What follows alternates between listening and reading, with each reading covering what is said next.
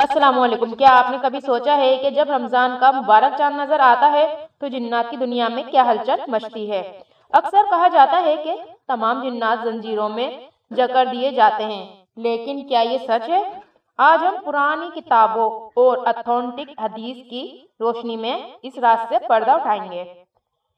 صحیح بخاری اور مسلم کی حدیث ہے کہ جب رمضان آتا ہے جنت کے دروازے کھول دیے جاتے ہیں، سرکش شیاطین قید کر دیے جاتے ہیں۔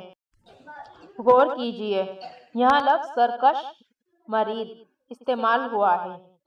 امام بدر الدین شبلی اپنی مشہور کتاب اقام المرجان میں لکھتے ہیں کہ تمام جنات قید نہیں ہوتے، بلکہ صرف وہ بڑے اور خطرناک جنات جنہیں مرید کہا جاتا ہے قید کیے جاتے ہیں، جو لوگوں کو بہکانے میں سب سے آگے ہوتے ہیں۔ یہی وجہ ہے کہ رمضان میں بھی کچھ برائیاں نظر آتی ہیں، کیونکہ انسان کا اپنا نفس اور چھوٹے جنات آزاد ہو سکتے ہیں شاید۔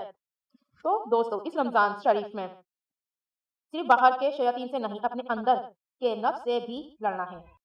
یہ ہمیں سوچنا چاہیے کہ دنیا ہماری ساری تمام عمر تمام زندگی نہیں ہے، یعنی جب ہم زندہ ہے جبھی تک کی ہے، پر تمام عمر جو ہمیں مرنے کے بعد بھی، یا جو ہمارا ایمان ہے کہ ہمیں مرنے کے بعد دوبارہ اٹھائے جانا ہے، یہ ہمارا عقیدہ ہے، ہمارا ایمان ہے۔ دنیا ہمارے لیے بس ایسے ہے جیسے کوئی خواب۔ جب اس خواب سے جاگیں گے تو پھر کیا کریں گے؟ مرنے کے بعد ہی تو ہماری اصل زندگی شروع ہوگی، وہی ہماری حقیقت ہے۔ ہمیں آخرت میں بھی منہ دکھانا ہے اپنے رب کو، تو پھر ہم کیا کریں گے؟ ہمارا اصل دشمن شیطان نہیں، جبکہ ہم خود ہیں۔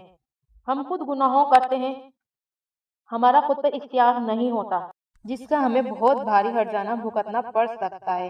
ہم صرف اس رمضان میں ہی نہیں اپنے اندر کی برائیوں کو ختم کریں گے، بلکہ ان سے دور رہنے کی بھی کوشش کریں گے۔